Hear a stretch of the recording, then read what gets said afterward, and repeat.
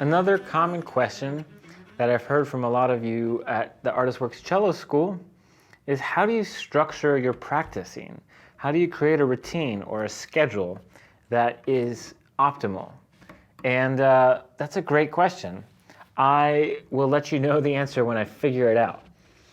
But ultimately, because of the laws of space and time, we cannot practice forever, because we, as humans, will die.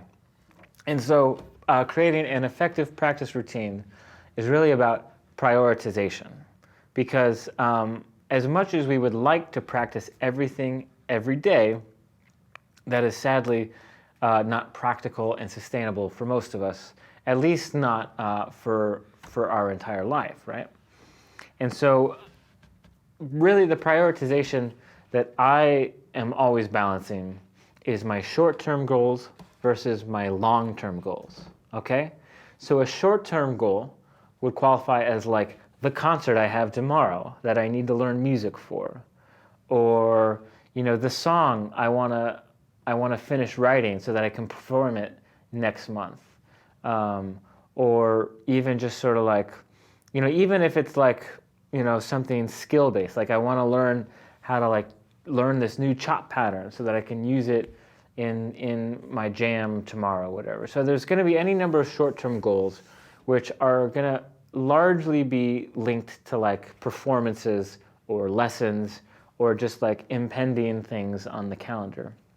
And so you need to balance that with long-term goals.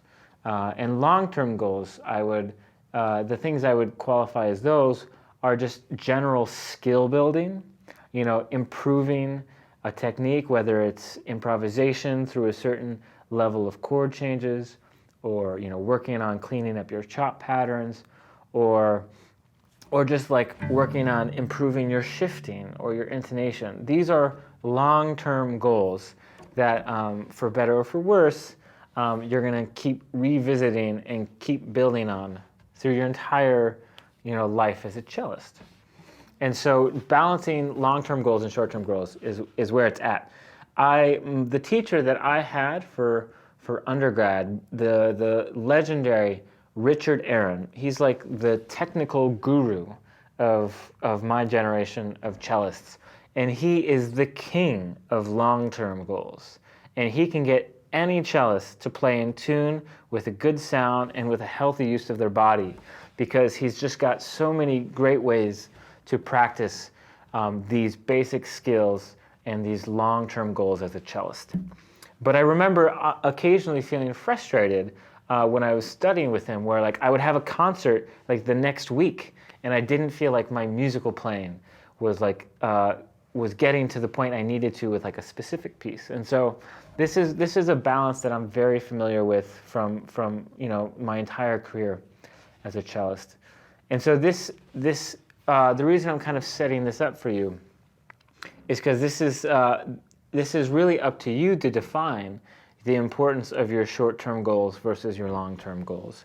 And so if you have an hour to practice, I would say that it's very easy to say, I'm going to practice half of that time for long-term goals. That means I'm going to practice scales, I'm going to practice technique, and I'm just going to improve as a cellist. And then you could save half of that time for your short-term goals, which is like, I've got these two pieces that I'm working on, and I'm going to just learn those two pieces in the other 30 minutes. And so whether you divide things like totally in half, or if you've like got a concert like the next day and you can only dedicate like 10 minutes to cello technique and the other 50 minutes needs to be dedicated to the pieces you're going to perform, like that's a call that you can make day by day based on what's going on for you. What's dangerous, and this is sort of, I guess why I brought it up, is when I was in college, I felt like I was only practicing for long-term goals. And so I was improving greatly as a cellist, but I didn't really have any repertoire that I could play at like a high level and share like in a concert or in a master class as confidently. And so you definitely probably never want to get into a situation where you're only doing short-term goals or you're only doing long-term goals. Because if you're improving your technique as a cellist, but you're not like having any fun playing music or preparing anything that you can share publicly, you're likely going to lose your momentum and inspiration musically if you don't have these musical outlets.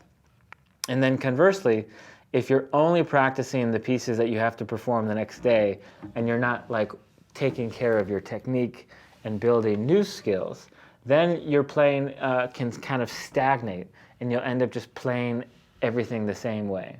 And so this is why the balance is important.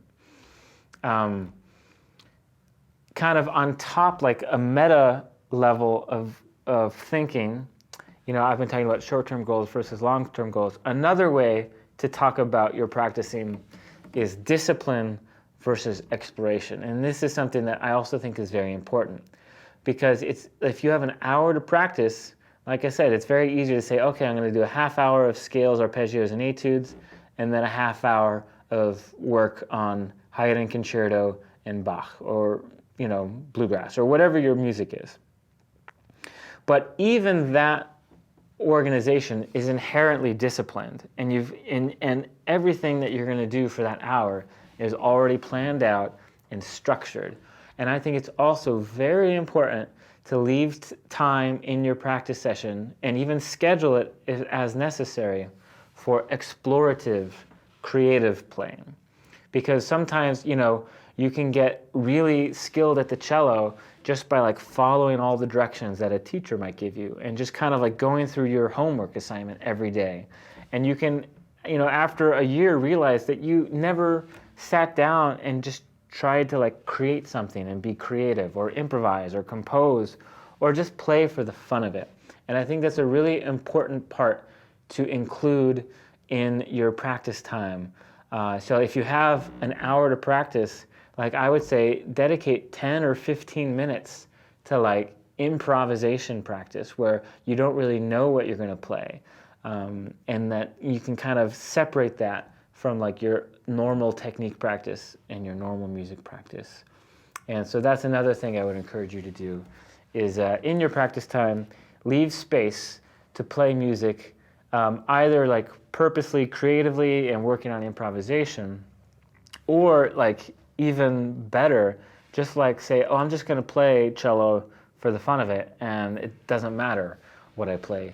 And that's really important too, just to maintain a playful relationship with the instrument that isn't 100% scheduled every minute of the time that you're sitting behind the instrument. So those are the kinds of things that I'm thinking about when I'm balancing my practice routine. I wish I had a specific routine that I could just hand you, and then you could recreate this every day. But I think the whole journey as a musician is kind of adjusting your practice with all of these considerations in mind. And that's sort of how I think about creating a practice routine.